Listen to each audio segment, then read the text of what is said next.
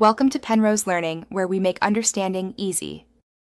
You'll start by signing into your Google account and opening Google Maps. Make sure location services and permissions are allowed. Once done, decide whether you'll use desktop Chrome or the Maps mobile app because steps differ slightly. If you want a temporary change, use an incognito or guest window so history isn't saved. Make sure any VPN is off for now. You need Maps to read true device state before we spoof or set a custom location.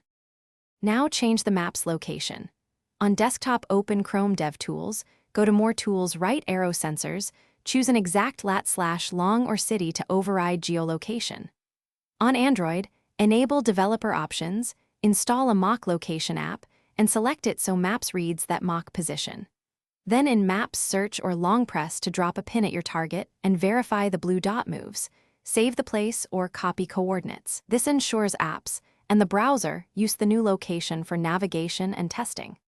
Finish by confirming the changed location in Directions, Street View, or a location-based app. Save any place you need. If Maps doesn't reflect the new position, clear cache, restart the app, or toggle location services and mock location off and on. Make sure no active VPN or conflicting app is forcing a different region.